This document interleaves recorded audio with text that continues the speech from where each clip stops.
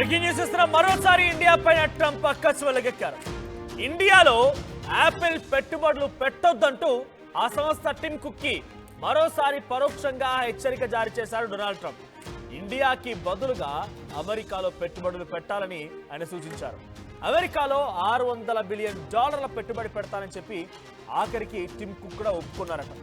దిగ్గజ టెక్ కంపెనీల సీఈఓలతో ట్రంప్ నిన్న డిన్నర్ మీటింగ్ జరిగింది. ఆ మీటింగ్ సంబంధించిన విజువల్స్ మనం చూస్తూ ఉన్నాం. డొనాల్డ్ ట్రంప్ పక్కనే mark Zuckerberg meta CEO and ఇంకొంతమంది ప్రతినిధులు కూడా ఉన్నారు.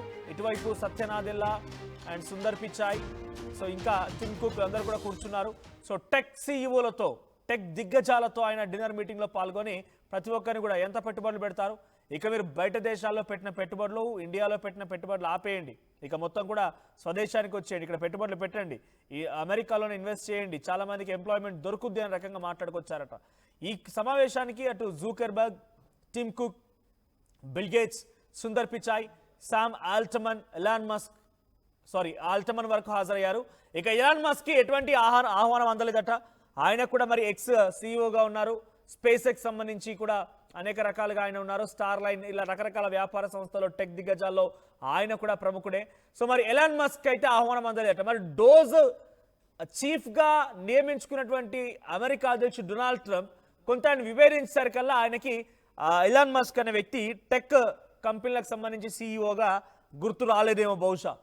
సో టెక్ కంపెనీ సీఈఓ అందరినీ ఆహ్వానించిన డొనాల్డ్ ట్రంప్ ఇటు ఎలాన్ మస్క్ మాత్రం ఆహ్వానం పంపలేదు. అమెరికాలోనే పెట్టుబడి పెట్టాలని ఆ మిగిలినటువంటి టెక్ సీఈఓలందరికీ కూడా కొంత అల్టిమేటం జారీ చేశారట, ఒత్తిడి తీసుకొచ్చారట డొనాల్డ్ ట్రంప్. ఒకసారి టిమ్ కుక్ కి అమెరికా అధ్యక్షుడు డొనాల్డ్ ట్రంప్ మధ్య ఏం కన్వర్జేషన్ జరిగిందో చూద్దాం. ఆ తర్వాత ఇన్ డీటెయిల్డ్గా ఆయన ఏ రకంగా అక్కసవెలగక్కాలనుకుంటున్నారు, ఆయన దురుద్దేశం ఏ రకంగా ఉందని చెప్పే ప్రయత్నం చేస్తాం. ఒకసారి Tim Cook and Donald Trump మధ్య ఆ సంభాషణ వినండి.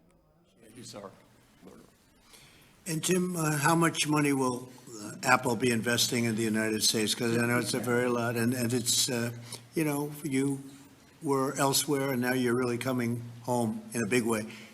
How much money will you be investing? $600 billion. 600 billion. All right. It's a lot of jobs. We're very proud to do it. That's great. Thank you very much. Thank you. Appreciate it. Thank you, sir. And Tim, how much money will Apple be investing in the United States? Because I know it's a very lot, and it's, you were elsewhere and now you're really coming home in a big way. How much money will you be investing? $600 billion. 600 billion. All right. It's a lot of jobs. We're very proud to do it. That's great. Thank you very much. Thank you. Appreciate it. Thank you, sir.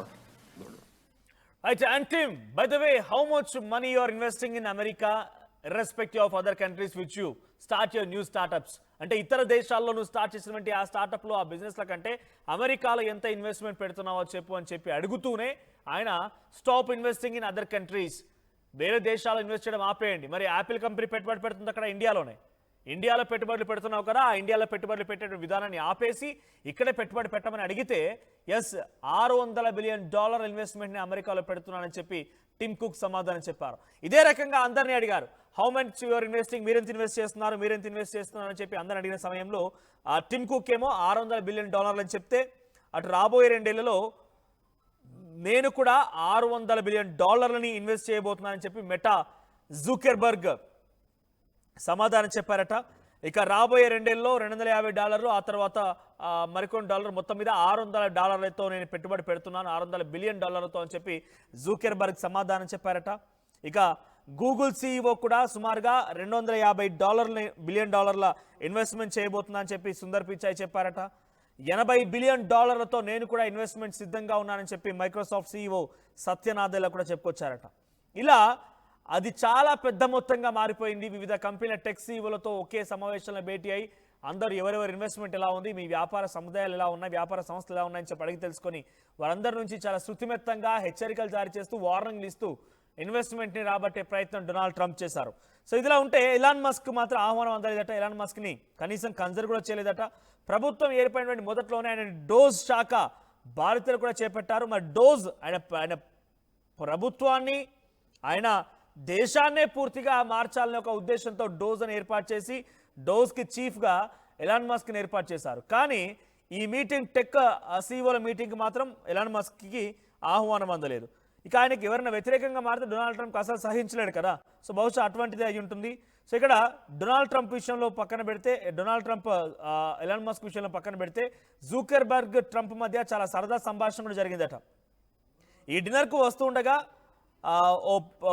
ఒక journalist అడిగారు, meta అధినేతతో మాట్లాడారు, బ్రిటన్లో భావ వ్యక్తీకరణ స్వేచ్ఛకు సంబంధించి మీరు ఆందోళన చెందుతున్నారని అడిగితే దీనికి సమాధానం చెప్పేందుకు జూకర్బర్గ్ నిరాకరించారట.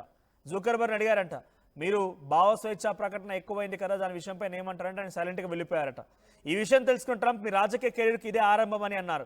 అంటే ఆయన ఎటువంటి విషయాలకు సమాధానం చెప్పాలి, ఏ విషయాలకు సమాధానం చెప్పకూడదనే రకంగా శృతిమెత్తంగా తిరస్కరించి వచ్చారు. కాబట్టి మీరు కూడా పొలిటికల్ కెరీర్లోకి అడుగు పెడుతున్నట్టుగానే కనబడుతోంది. మీ రాజకీయ కెరీర్కు ఇది ఆరంభం అని చెప్పి డొనాల్డ్ ట్రంప్ అంటే అందుకు మెటా అధినేత స్పందిస్తూ కాదు అలా అనకండి, వారంతా నవ్వులు చిందించారంట. కాదు అలా అనకండి, ఇది తప్పు అని అంటే అదంతా కూడా ఒకసారిగా పగలబడి నవ్వారట. సో ఏదేమైనా టెక్ సీఈఓలతో డొనాల్డ్ ట్రంప్ భేటీలో మరోసారి భారత్ ప్రస్తావన తీసుకొస్తూ టిమ్ కుక్ని ఆదేశించడం, టిమ్ కుక్ కూడా దానికి అంగీకరించి ఆయన సైలెంట్ అయిపోవడం, అమెరికాలో పెట్టుబడులు పెడతానని చెప్పడం నాట్ ఎ బిగ్ ఇష్యూ. అమెరికాలో పెట్టుబడులు ఉండాలి, భారత్లో పెట్టుబడులు ఉండాలి. కానీ భారత్లో పెట్టుబడిని వెనక్కి తీసుకొని అమెరికాలో పెట్టుబడులు పెడతానంటేనే కొంత పొరపాటు. సో ప్రస్తుతానికి భారత్ పెట్టుబడి ఎటువంటి ఇబ్బంది లేదు. బట్ ఒకవేళ పెట్టుబడులు పెట్టాలన్న ఆలోచనతో ఇంకేదైనా టెక్ సీఈఓలు ఉన్నా కూడా డొనాల్డ్ ట్రంప్ లాంటి వాళ్ళు అడ్డుపడి అక్కడికి వెళ్ళకండి, ఇక్కడే పెట్టిన రకంగా అడ్డుపడి భారత్ అభివృద్ధిని అడ్డుకుంటున్నట్టుగానే భావించాలి. సో డొనాల్డ్ ట్రంప్ మరీ ఇంత దిగజారిపోతారు, మరీ ఇంత కుంగి కుషాయించి తన ప్రవర్తన కంప్లీట్గా ఇంత ఘోరాతిఘోరంగా హీనాతిహీనంగా మారుతుందని ఎవరు కూడా భావించలేదు. కానీ హీ ప్రూవ్డ్ అస్ రాంగ్. ప్రతిసారి మనం ఆయన మీద పెట్టుకున్న ఎక్స్పెక్టేషన్ అన్నింటిలో కూడా ఆయన ప్రతిసారి కూడా నేను కాదు అలాంటి వాడిని కాదు, ఇలాంటి వాడిని అని చెప్పి ఎప్పటికప్పుడు మనల్ని గుర్తు చేస్తూనే ఉన్నారు. హీ ప్రూవ్డ్ అస్ దాట్ నేను ఎప్పటికీ ఇలాగే ఉండిపోతాను, నేను మొండివాడిని అని చెప్పి మరోసారి ప్రూవ్ చేశారని చెప్పాలి.